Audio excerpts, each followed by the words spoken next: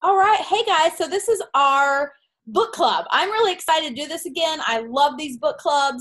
Normally I may have a glass of wine while I'm doing it, but today's been crazy. I haven't even showered today after going to the gym. So this is the book.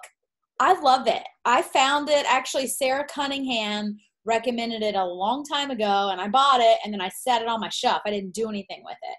And I finally picked it up, and I was blown away by the first chapter, and it kind of smacked me in the face. I was like, we all need to read this book. So even if you don't have your book, even if you haven't read it, that's okay. We're going to go through it tonight. If you've not been on a book club before, I'm going to go over what she talks about in the chapter, ask you guys some questions to think about. But you guys clearly give me your feedback, your thoughts, if you agree with her, if you don't. Very informal, okay? I have everyone muted just because I was getting some feedback. So you can unmute yourself or you can chat it in the chat too, okay? That's fine. If you guys don't have your book, that's okay. So it's called Get Over Your Damn Self, and it does have some language in it. I probably should have put that in the thing. I think I may have put that in a comment. There were a couple people who just weren't comfortable doing it because of the language, so we're going to do another book in September. But if you're okay with the language, this is a great book. Her name is Romy Neustadt, and she is a top earner in her company. And if you Google her, she is with Rodan and Fields, which also isn't the other girl, Robbins, who does Rock Your Network Marketing. She's also with Rodan and Fields. But what I like about both of them is that they didn't have any experience in network marketing.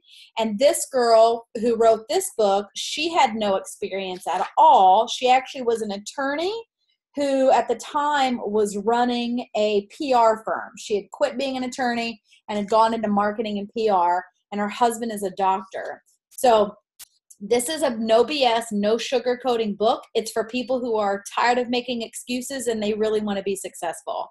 And she really lays it out. And a lot of the stuff I could relate to.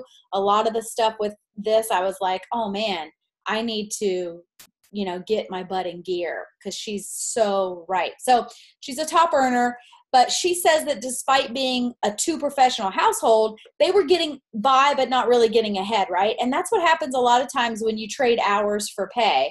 I mean, even when you're working your butt off, it's sometimes impossible really to get ahead or have the time freedom that you want, right? And that's what she says. She's like, what was better for them than money was the ability to have control and flexibility over their life, over all aspects. So when she was presented with the Rodan and Fields opportunity, her kids were 6 months old and 3. So she had a 3-year-old and a 6-year-old. She had a thriving PR consultancy firm. She was on a nonprofit board. She taught at a Hebrew school. He had his medical practice. He was also starting a supplement company startup, and she was helping her elderly mom. So the first thing I loved about this book is she says she had an insanely full plate, and her plate was way too full to put anything else on. So you know what she did? She got a bigger plate. I just love that, because I know a lot of times we think we're just way too busy and we can't possibly do anything else. But I think it's more about prioritizing what you really want. And if you don't want something to go on your plate because it's too full, that's fine. It just means it's not a priority. So she's going to talk a lot about that. She's going to talk about a lot about priorities and kind of, what it takes to be successful in this business. But the cool thing that I loved is, with this business, with network marketing, I've never done it before. Some of you guys may have, but I had never thought about having a stream of income that actually grows while you sleep. And that's what network marketing is. When I worked for Lone Star College, when I worked for University of Tennessee, Steve works for Exxon, we're not making money while we sleep. I mean, sure, we got paid a salary, but that salary isn't growing and multiplying while we sleep. We only get paid when we show up. So network marketing really is that residual income where it can grow while you're sleeping. And that's eventually the point you want to get to. But it takes work to get there, right? And the very first chapter of the book she talks about is why people fail. And she says that she has come up with 4 reasons why people fail. one thing I've noticed, and you know, a lot of people think this, or if you have anyone, you probably have people on your team that are like this. They think it's easy, right? And our business is pretty simple. I mean, we share our products, we share our opportunity, we get customers who love the products, we get people who want to join our team, or we get people that just support us and maybe will give us referrals. That's really all it is. So it's a pretty simple business model, but it's not easy. You know, I think a lot of people think if they post on Facebook a couple times, then they're going to be successful. And when that doesn't happen, then they think it doesn't work. So it's not easy. It does take a lot of hard work, but she's come up with the 4 reasons people fail. I'm going to go through those, and I want to know what you guys think, because I actually think there might be 1 or 2 more reasons why people fail that she didn't go into. So the first thing she says, and we're here in chapter 1, if anyone's kind of following along on page 15, she said the number 1 reason people fail is because they're not coachable. So I want you to ask yourself this question. You don't have to answer it, but think about it. Are you coachable? Because she says if you're not, you should actually put the book down and start over. Like, this isn't for you if you're not coachable. You know, she says you must be a student of the profession. She says usually if people aren't seeing success, it's because they're either not following the system, they either don't trust it, or they think they can do it faster or better or stronger or whatever. But, you know, because all of our uplines have done the same things over and over and over, we know how the system works. For people who think they don't need to do that system or be a part of that system, that might be why they fail. And she talks a lot about being a student of the profession. And that's exactly what I did when I started. I knew nothing about network marketing at all. I didn't know anything. So I read everything I could about the profession, about relationships and how to talk to people. And the one thing I did, and I think people who are with me in the very beginning would tell you it's true, I was 100% coachable. I did whatever Sarah Taylor told me to do because I was clueless, and I figured, here's Sarah Taylor. She was a Ruby at the time. She was making a paycheck that she showed me. She must know what she's doing, so I did whatever she said. So when she told me to do 3-way messages with all my potentials, I did 3-way messages with all my potentials. When she told me I needed to be on this team call, or I needed to do this, or this is what I needed to say, I did it. I did exactly what she told me to. But then eventually, you know, once you learn, you find your own flair, your own twist, and then you can do things your own way. But definitely being coachable, I think, in the beginning is important. And, you know, sometimes that can get tricky depending upon who your upline is and what your relationship is with them. Certainly if maybe you sign under a family member and, you know, there's sometimes, you know, family members, like you don't want to listen to your sister, like you don't want your sister to tell you what to do, or so there's things that come in that. But she says in this book, you need to declare out loud that you're coachable. And if you haven't decided that yet, that you need to wait until you decide you're coachable to keep going. And, you know, she even says that people who, they call them the uncoachables, because they won't implement the proven business building tools to help them like close their deals and expose their network to what they're offering.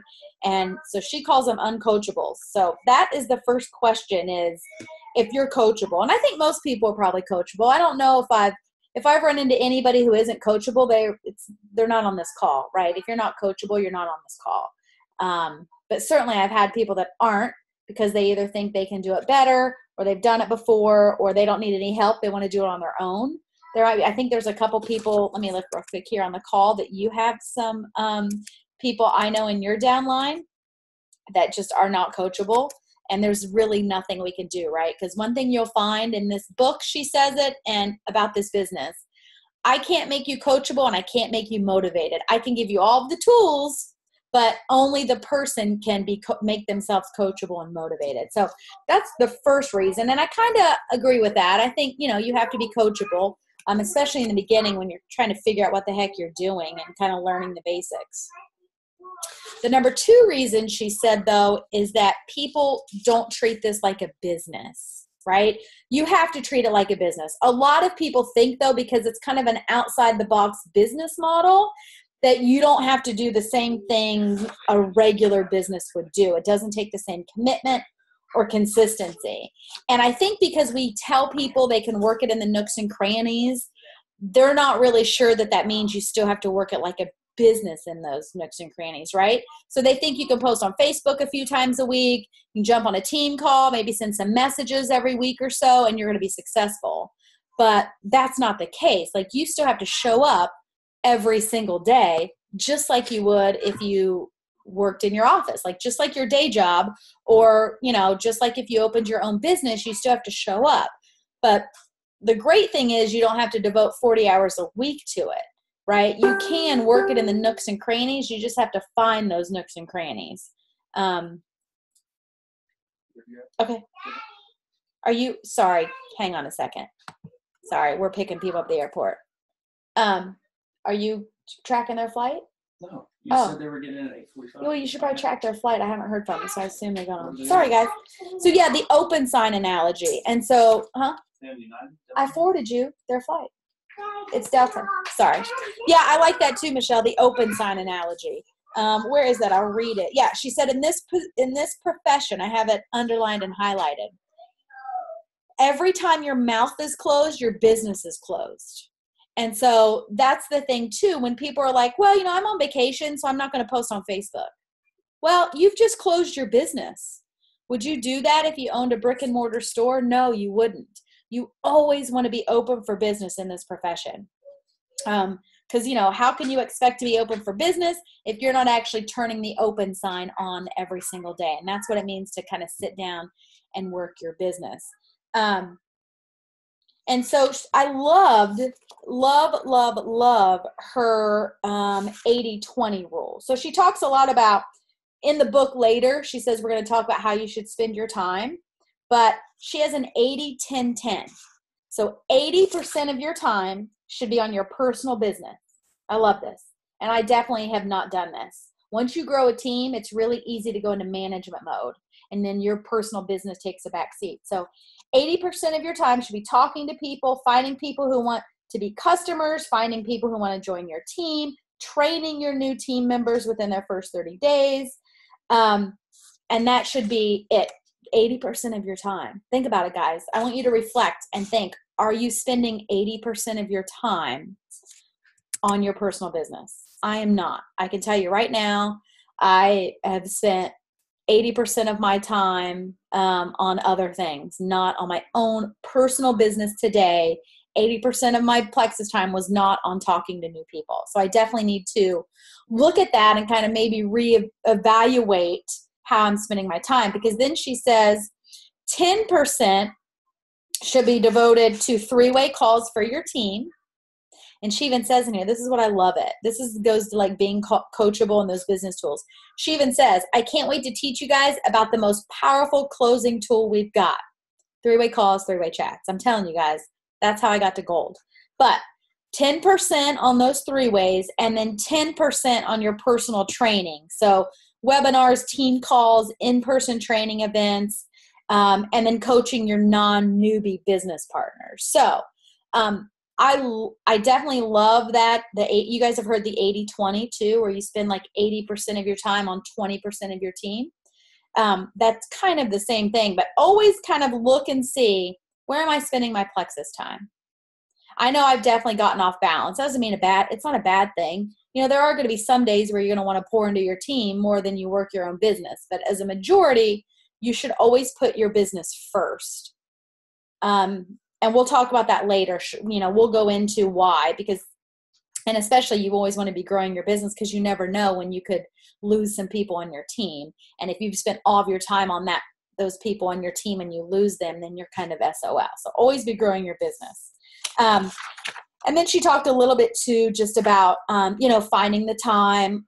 She mentioned, and I don't know if I agree with this or not, she mentioned that when stay-at-home moms think they can work a 6-figure or 7-figure business around nap time, she doesn't agree with that.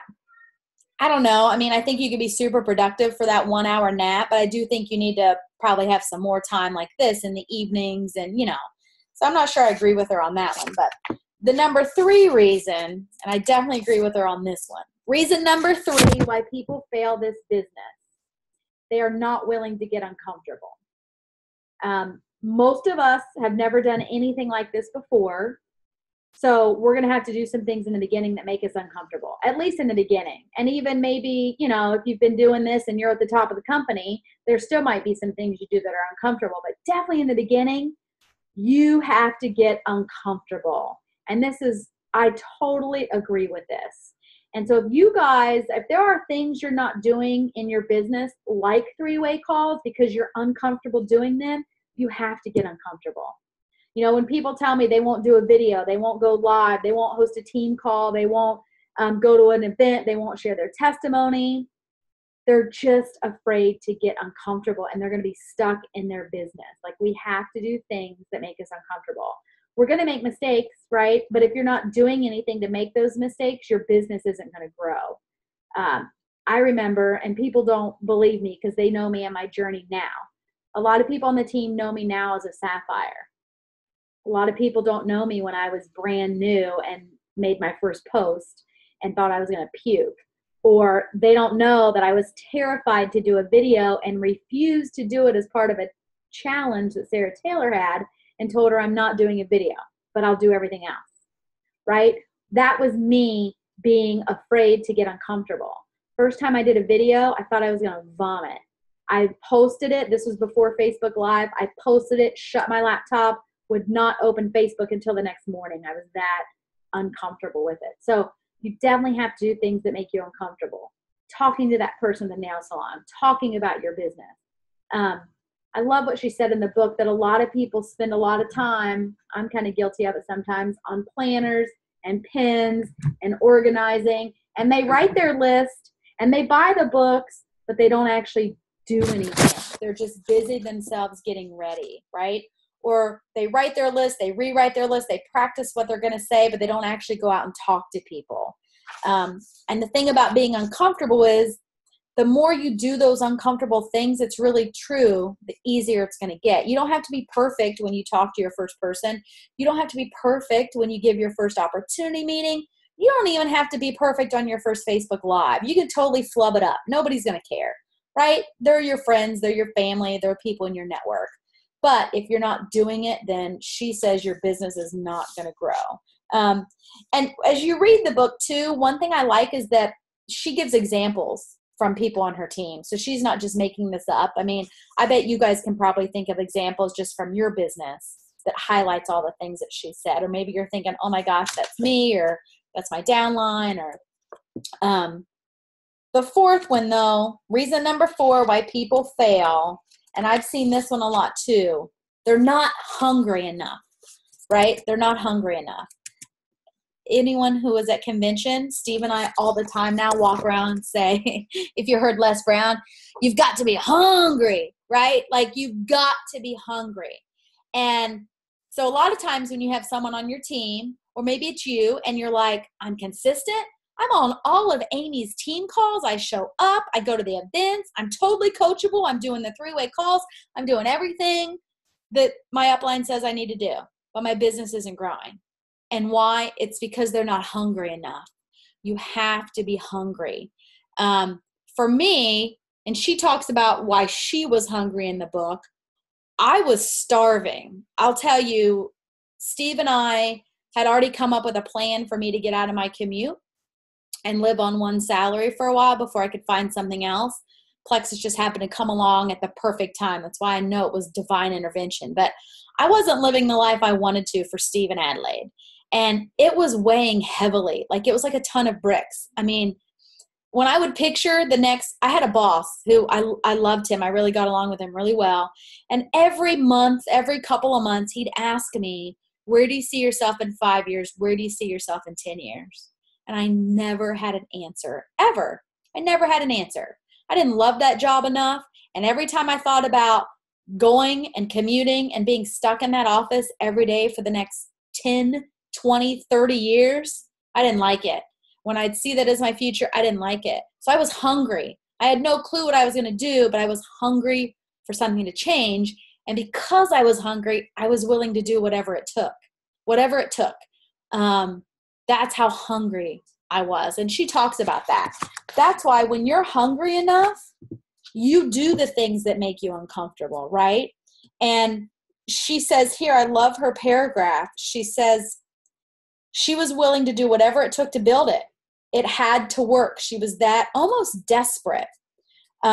She was juggling her baby, her toddler, her PR clients, volunteering, teaching, doing work for his startup, helping her aging mom, trying to lose the baby weight. She was tired, scared, disappointed, and deflated, but she hung on to the small little victories of what it could be. And it was important enough to her that got her through all of those times. And she kept going. That's why you keep going. You have to be hungry enough, right? Because especially you guys that have been doing this for a while, you know it is a roller coaster. There are going to be times that are awesome, and there are going to be times that suck. People are going to return their orders. People are going to be mean to you. People are going to quit. You're going to have people rank, and then they're going to disappear. It is not going to be easy. But if you're hungry enough, you keep going, and you can look past that, right? Now, do you guys think there are other reasons why people fail? I thought there were some. And maybe they would go into those 4 buckets, but so I started thinking why some people fail, and I think mindset gets in the way. So I don't know if that could go into one of those 4 buckets, but I think mindset is huge. I see way too often people are really good at this, but they can't get out of their own way.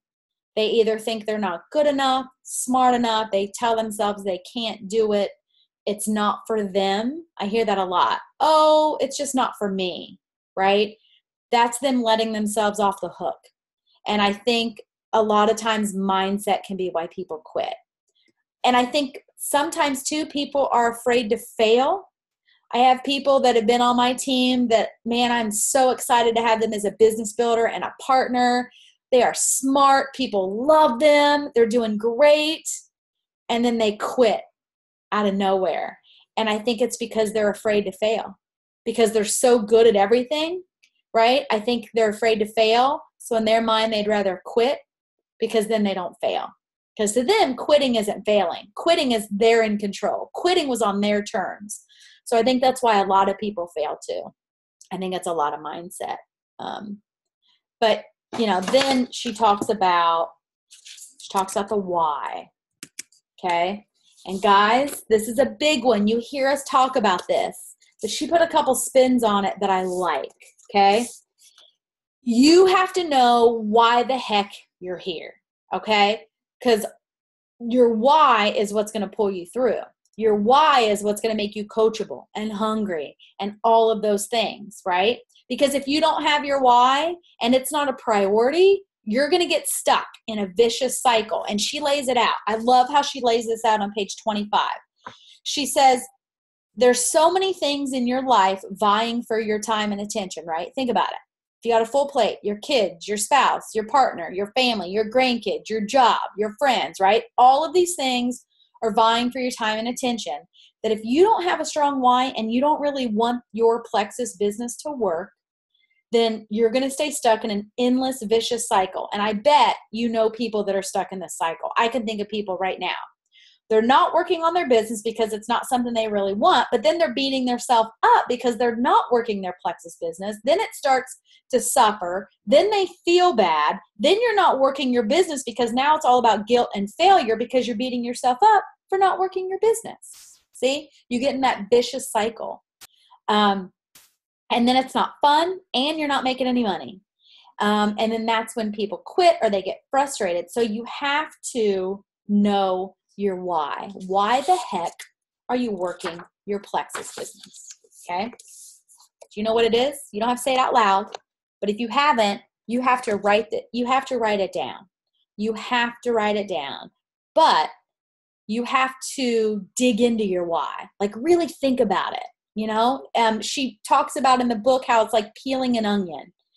When you answer the first question of what your why is, ask the question again. Okay. So when I have somebody on a coaching call tell me their why is to make $1,000 a month, I'll say, well, why do you need $1,000 a month? Well, to pay off credit card bills. Why do you need to pay off those credit card bills? Well, so I can get out of debt. Why do you want to get out of debt? Well, I'd really, really like to be able to take my kids to the beach. Why do you want to take your kids to the beach? Well, because I have great memories growing up of going on family vacations with my parents, and I want to be able to let my kids have those same memories. So you see, their why is not $1,000 a month.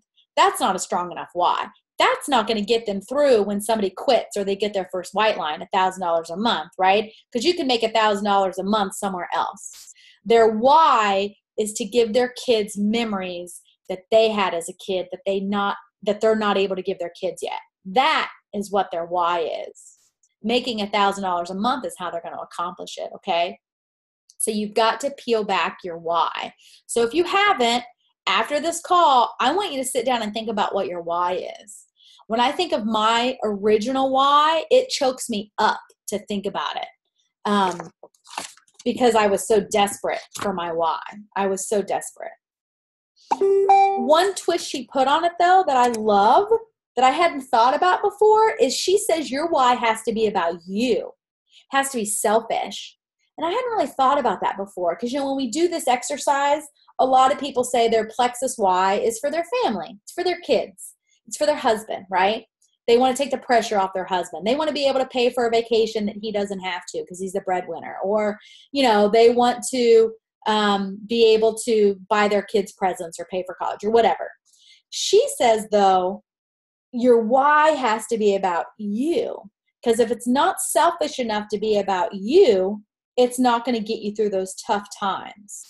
So I really like this, especially, she talks about how we as women, let me check. I don't think there's any guys on the call. I don't want to be sexist if there's any men. Okay, there aren't. But she says, women, we're programmed to do everything for others, right? Which is true.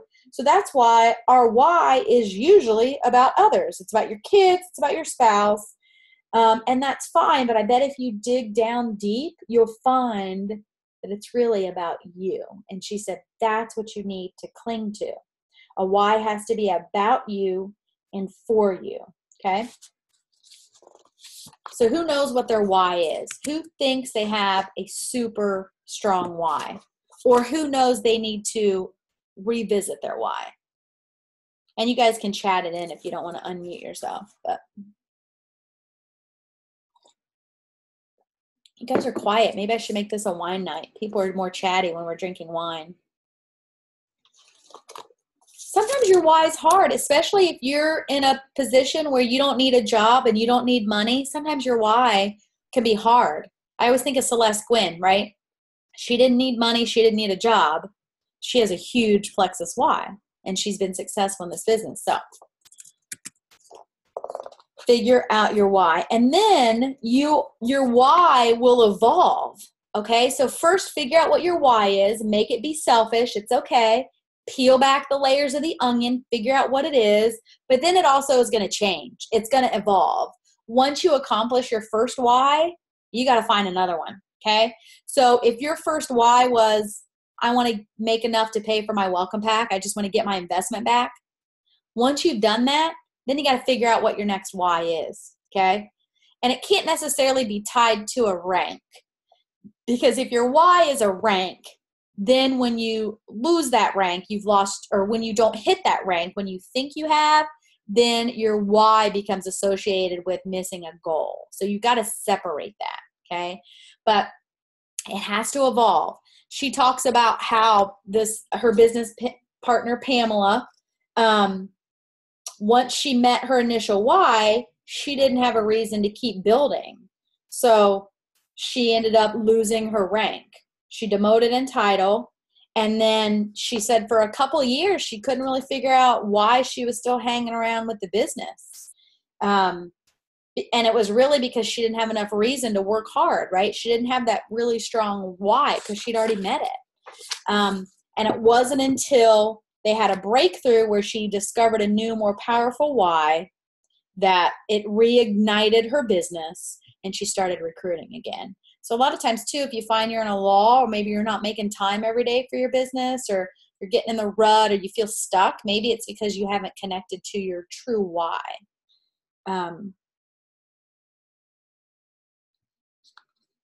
So they evolve. They always evolve. Mine has certainly changed a lot. And the other thing too is sometimes people's whys aren't strong enough because they forget how to dream. They stop dreaming, right?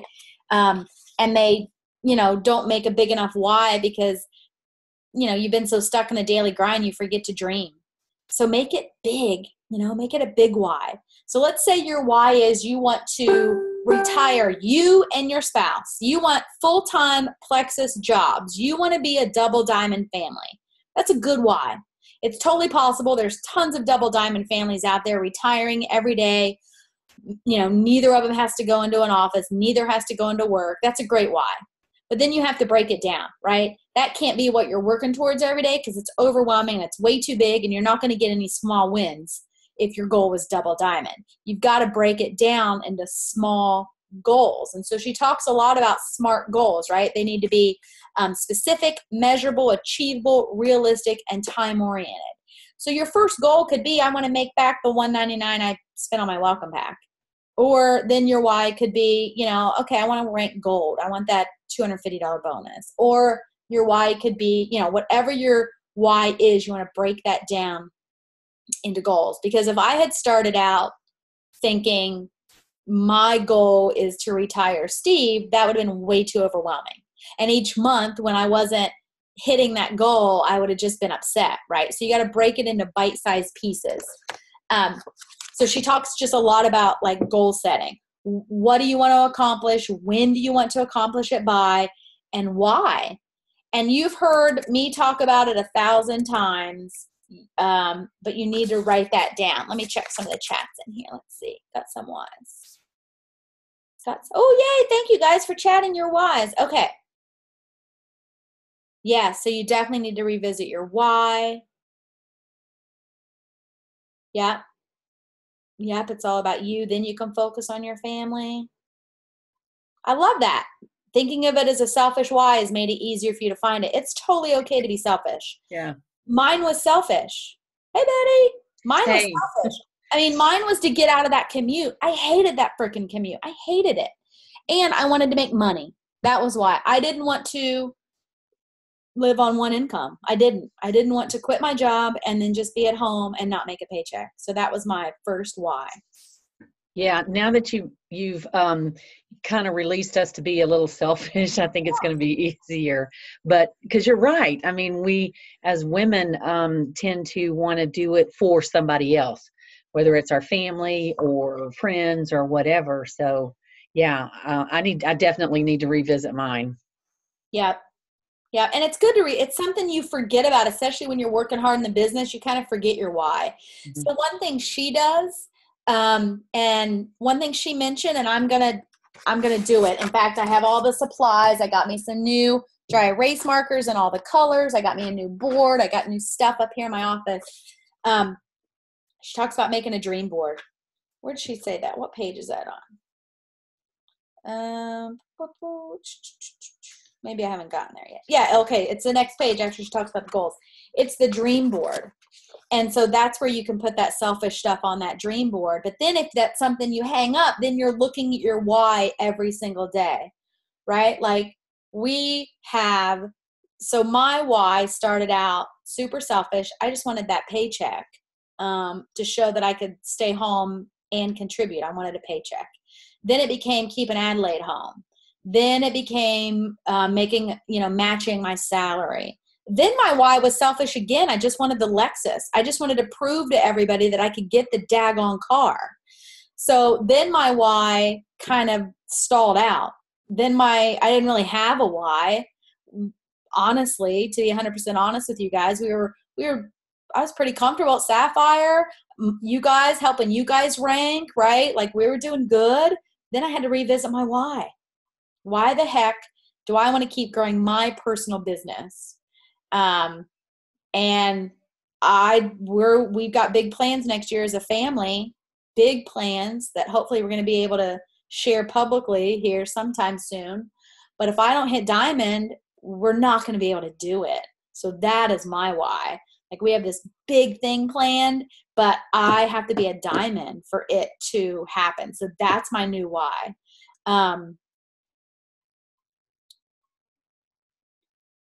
Yeah, you know, there you go. That's those are great, great whys. A couple of you guys are saying how your mindset sucks.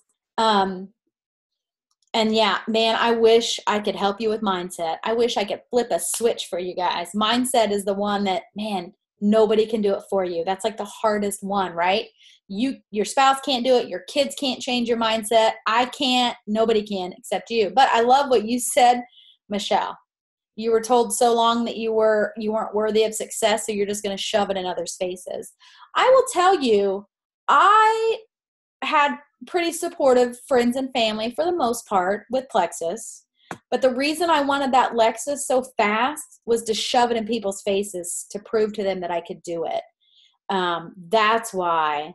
And so sometimes your why can be to shove it in people's faces. Like if that's your motivation, whatever is your motivation, take it and run with it, right? Whatever gets you fired up.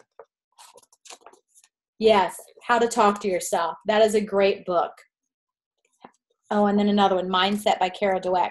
How to Talk to Yourself is eye-opening. The other one called Switch on Your Brain. It's the one Sonia Dudley talks a lot about. And we're actually going to talk a little bit about it, how your brain actually, once you start those negative thoughts, it chemically changes your brain. Did you guys know that?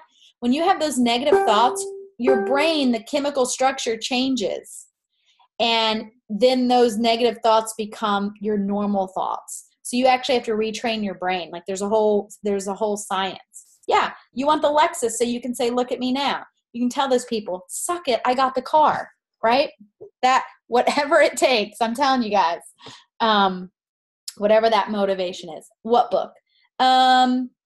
So Michelle just mentioned the book, How to Talk to Yourself. That's a really good one on mindset.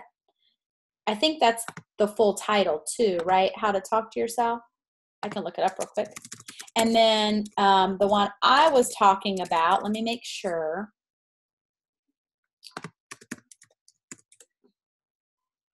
What to say when you talk to yourself. Isn't that it? I think that's it.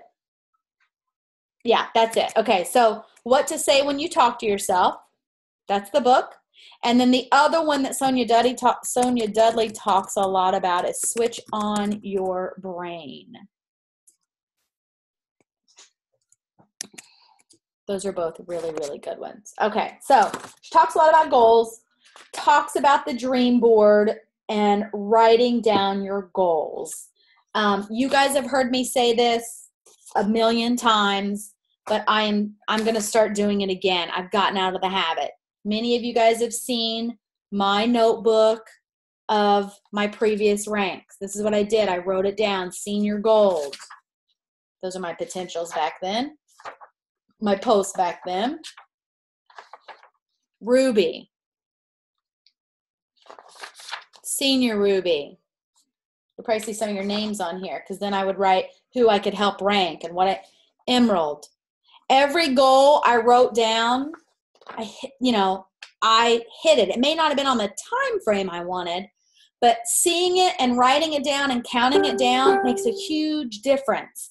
And she talks about that in the book. So if you guys aren't doing that, man, I recommend it. And I never did it before Plexus. My day job used to have goals and stuff, and it was a joke. I'd be like, why are we writing our goals down? We have work to do, okay? But writing it down and seeing it is huge. I've got a brand new notebook here. Doesn't have anything in it. Brand new. This is going to be my new Diamond Goal notebook. And Steve's Emerald, his is over here too. He's using this one. He's using an old one from Leaders Retreat, just so you guys see it. And then what I'm doing, I have a big whiteboard over here on the floor that's not hung up yet.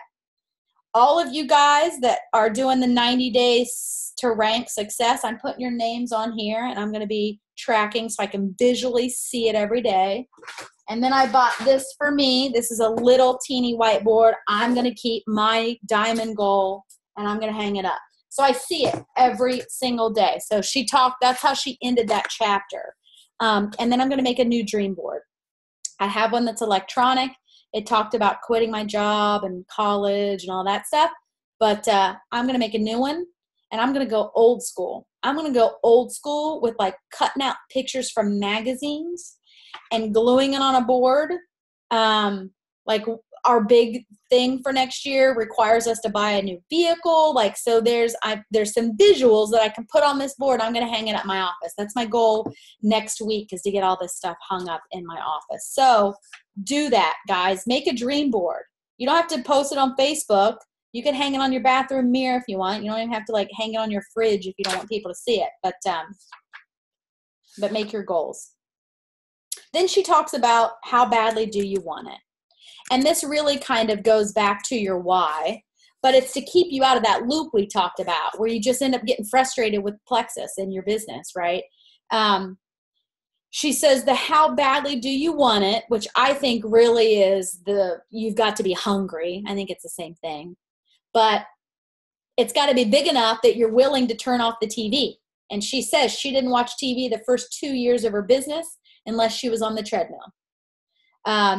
It has to be big enough that you put down the People magazine. She said, yes, even when I was in the bathroom, I was reading personal or professional development. Her why was even big enough that she quit cooking every night. Because for her, she did like meal assembly and did quick pre-made meals from Costco, she said. Because her plate was so full, she had to find ways to find the time to work her business. And a lot of people, that means hiring a babysitter for an extra hour every couple of nights. Sometimes that means you don't cook. Sometimes that means you find someone to clean your house if you can, right? If your plate is full, find ways, look at your day for a week and find ways where you can find the time for your business because it's worth it.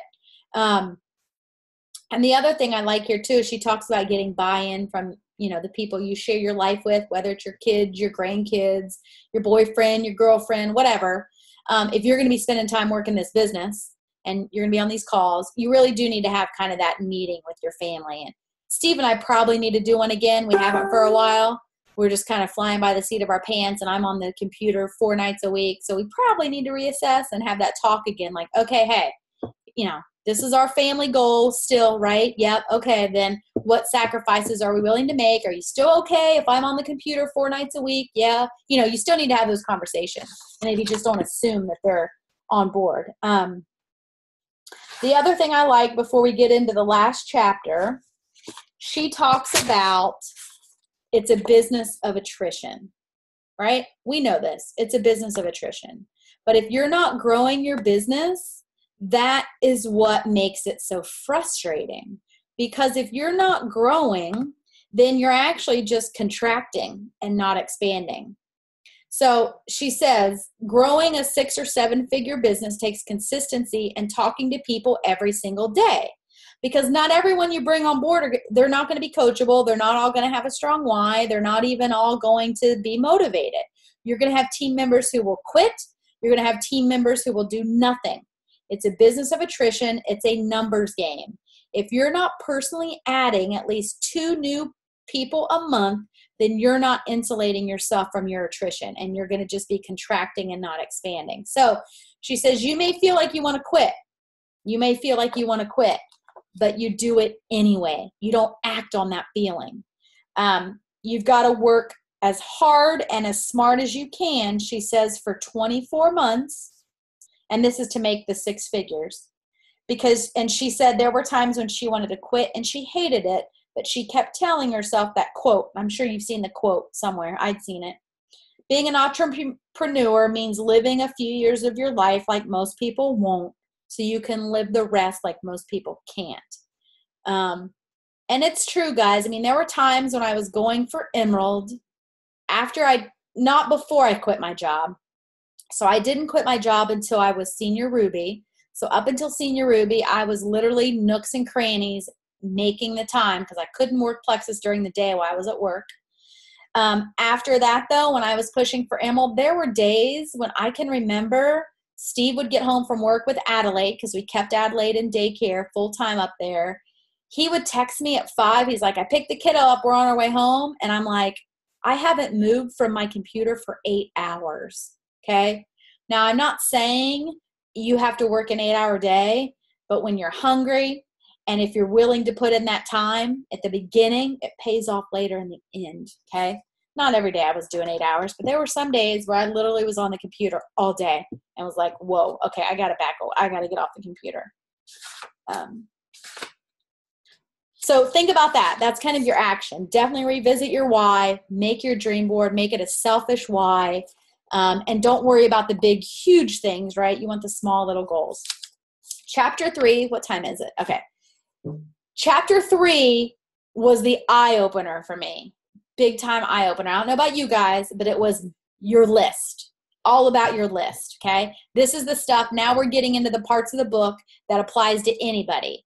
You have to bring your motivation. You have to bring your mindset.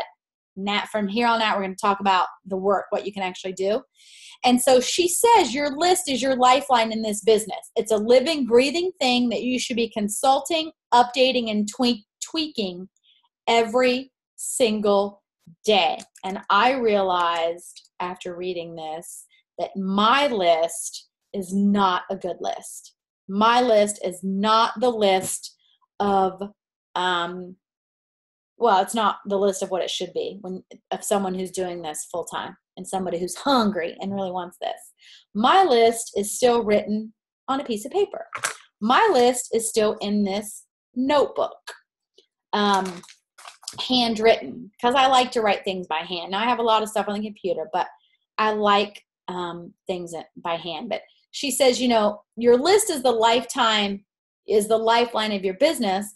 And talking to people who are on the list every single day is how you work your business. So when people say you have to treat this like a business, that's what you do. You sit down for 30 minutes, or you're in your car, or you're in school pickup line, or you're at your kid's baseball game. And when you're working your business like a business, you are talking to people about the products or the opportunity. That's it. But I don't have a master list. So I don't know about you guys, but I'm on a mission to recreate my list. Every time, like right now, we're doing the list of 100. We've done the list of 63, which I like. We're doing the list of 100 for Team Taylor, and then a list of 200. I'm still writing it by hand. So I realized after reading this book, I need a master list. And here's what she says about the master list. It should include every human you know.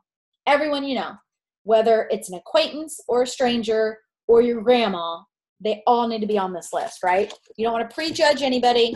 You want to put everyone on this list. And this is what I did when I very first started. When I came home and told Steve, okay, I'm going to do this. I didn't know what that meant, but I told him, I said, I'm going to do it. And I'm going to really work it every day and work it like a business. I'll see what happens in a year. And if it doesn't go anywhere, then we're out. But the first thing I did is on the Dream Team, which was the only team page we had back then, I found Eric Worre's memory jogger, and that's what he said to do. He said, you just brain dump. And I started that in Excel. I wrote everyone's name down I could think of in Excel. And then I even put next to them if I thought they'd be interested in the health, the wealth, or weight loss. And I put a check mark. But then I couldn't keep up with it. I'm much quicker with paper. So then I abandoned the Excel list completely. And what she says you need to do, she says you need to keep that master list, because notebooks are great, but you are going to forget people. You're going to forget details. Your memory, you're not going to be able to jog your memory like you think. And she's right. So I'm going to do it. I don't know what system you guys use. Maybe if you have a great system, you could share it in the chat. But I need to do a master list. And so one thing she says too is, and this is where I came up with that. Oh, Betsy, this is where I came up with that list I posted the other day. Remember you were talking about that list? I stole it right out of this book. So create your master list. And she says, if you're already thinking, I can't come up with more than 25 people, she starts quoting all of this. She's like, I call BS on that one, because it's actually been proven that the average American knows about 600 people. It's a lot of people. That doesn't mean those are all 600 people you're going to invite to your Plexus presentation and you're going to have them over for dinner, but these are people you can write on your list. And it's true. I can't tell you how many times, and she talks about this in here, and it totally has happened to me. I fly a lot, right? I travel a lot. I always take with me little sample packs for flight attendants. Got my card, Stick of Slim, some little ease cream things.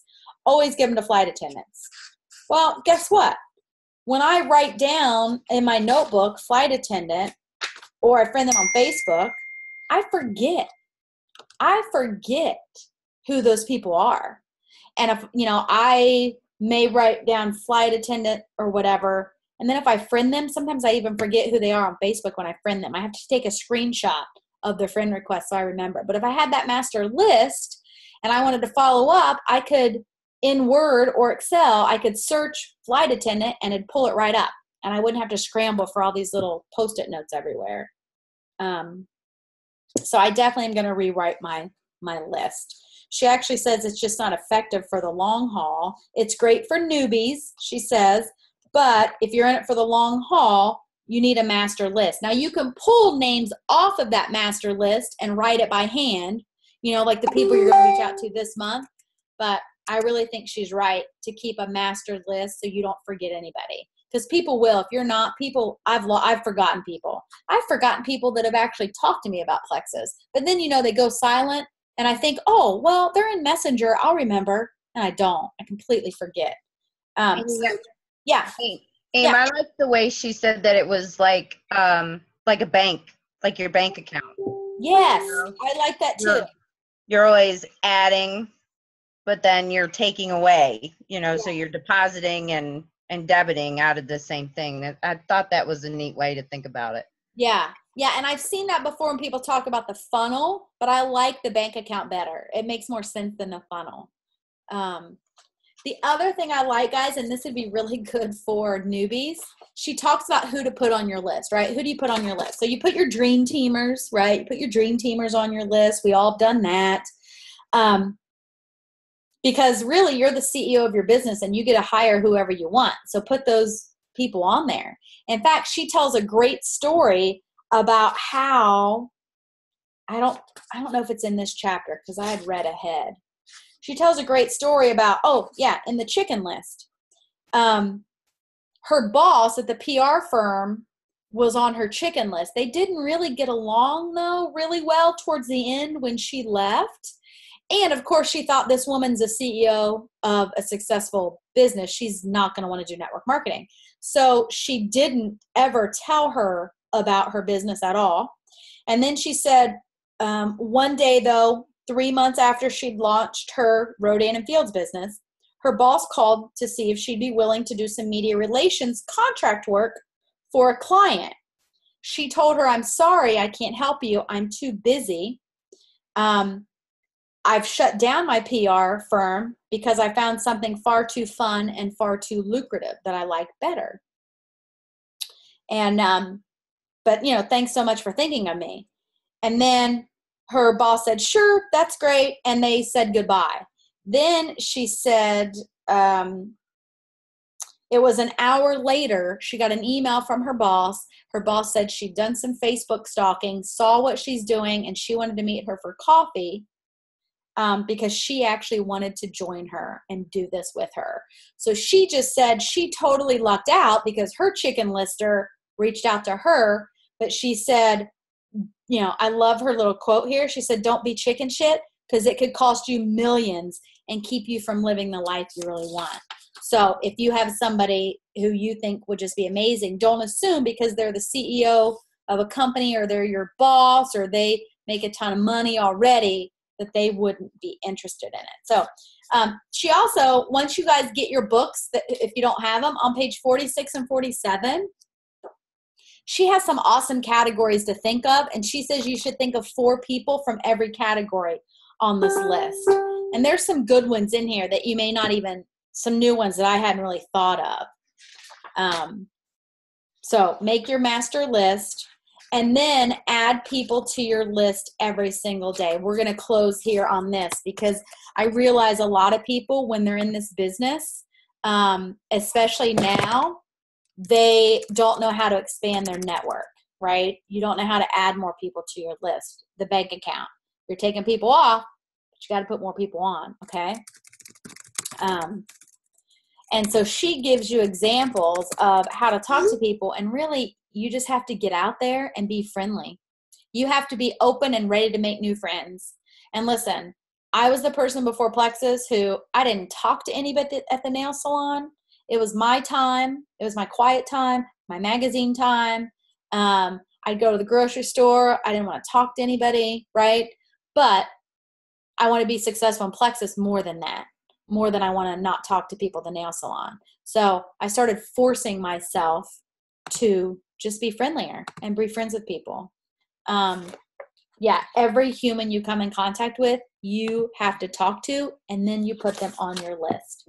That doesn't mean you know what to do with them, but you won't forget them if they're on your master list. So she gives some examples. I love this. Ready?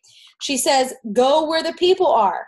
Make new friends every day. And actually, if you want to be successful in your business, the thing I love that's like a byproduct, it does make you a better friend. It makes you a friendlier person, right? So instead of going through the drive-through of the ATM, get out, walk into the bank, talk to the teller. Instead of going to the Starbucks drive-through, go inside and stand in line where you can meet other humans.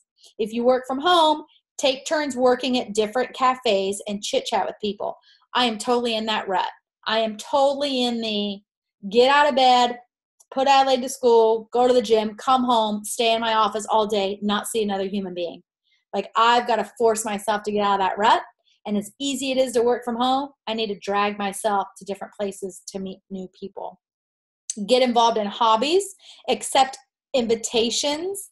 She says, even when you're on an airplane, never fall asleep or put on your headphones until you've had a conversation with the people around you and next to you, okay? She said you always want to keep falling in love to people. Now, she says she knows how hard this can be, and it's still hard for her sometimes because she's actually an introvert. She's one of those introverted extroverts, right? And I don't know if no, Stacy's not on the call. We were talking about this over the weekend when I was in Ohio about when you're an introverted extrovert, it's exhausting when you talk to people. So if that's you, if it really takes a lot out of you to be friendly to like the nail lady or the checkout or whatever, then you also need to find time, your alone time and your quiet time to kind of recharge. So she talks a lot about that. She says, but what it means is she gets to love people and she gets energy from that, and it expands her business, but then she knows when she just needs some of her recharging time, right? But she accepts every invitation she gets for social outings unless she has a really good excuse, like the kids are sick or she got a better offer to another event. She said, even when she's tired, she's busy, she's been traveling, she still goes no matter what. That's how she's been able to create a business. That's how she finds business builders. I'm going to post something on the team page that another Diamond posted today, and that's what they talked about too. How do you find people to work this business? You have to talk to people about this business. You have to keep talking to people about this business. And how do you find those people? Just like she says, you get out there. Now, it doesn't mean you puke Plexus on people, right? That's what I like. She said, I get it. You're tired. It's snowing. You've been talking to people all week. Your kids have sucked the life out of you. Your couch and your favorite movie are calling you. You don't want to go to that silly mom's day out, or you don't want to go to that wine night. You don't want to go when the girls invite you out to dinner. But she says, remember how badly you want your business to work and get your ass out there. So you do it anyway. That's a lot of what this business is in the first 2 years. You do it anyway because it's going to pay off later, right? I worked in a career for 15 years. The first 10 were pretty good. I had fun, did a lot of cool stuff in forensics. The last 5 sucked. I hated my job. I made great money, great vacation, but I hated it. It sucked the life out of me. And I did it for 5 years. And when I quit, what did I get? Nothing. Nada. I got nothing out of it. And I let it suck the life out of me for 5 years. So doing stuff we really don't want to do for 2 years in Plexus, knowing what the reward would be, it's totally worth it. It's totally worth it for me. And then she talks too about when you're talking to these people, you don't want to puke plexus on them, right? But you want to keep your ears open. And this is something to where if you're not out there doing it, you're not going to learn it. So you have to get out there and do it. That way you'll become good at it, and it's actually a skill. So she says, if you're chatting with a parent at the soccer field and she missed the last 3 games because of work, then you could respond, maybe you should look at what I do. You might be able to build a side business to give you a little bit more time in your schedule. I don't know if you'd be interested, but it's probably worth a look. Just let's exchange some info, and I'll call you sometime to talk about it, right? So you're not puking it, but you're bringing it up. She says if you meet someone at the pool while you're on vacation and they complain that they're tired, or they complain that it's the first trip they've been able to take in years because they haven't had time or money, then you can say, well, maybe you should look at what I do, because we've been able to take a ton of vacations. You might not be interested, but it's worth a shot, right? So let's exchange info. It's as simple as that. It really is. And this is something that has terrified me. Michelle Collins, she has more level 1 strangers on her team because she will talk to anybody. I will not. It makes me, it physically makes me ill to think of bringing up plexus to a stranger. Isn't that silly? And I'm almost diamond. It makes me physically ill to bring up plexus to a stranger. It's one of my things that I do anyway, but it's so uncomfortable. But the more I do it, and when I frame it myself as just making a friend, then it's a lot easier. I can remember being at the nail salon, and I was sitting there. You guys may have heard this story, but I was sitting there, and the woman next to me was talking to the girl doing her nails about her daughter. And normally, I don't want to engage anybody, right? But hey, I'm growing my business. I want this to work. I'm looking for new people. So I commented, I said, oh, how old's your daughter? Well, she's the same age as Adelaide. And I could have stopped it at then, but I didn't. I kept engaging her, and I just kept asking her questions. Where does she go to school? Oh my goodness, she sounds so spunky. Her and my daughter and your daughter sound like they'd hit it off. We should really get together. Oh yeah, that'd be great. We're chit-chatting. Then finally, I looked at her after we'd gotten her nails done. We'd been chit-chatting that whole time, pretty small talk, but I just kept asking questions because I didn't really want the chit-chat to end. And I just said, hey, this is going to sound so silly, but I really enjoyed chatting with you. And I don't know about you, but it's really hard to make mom friends. Can I friend you on Facebook and we can go out to lunch?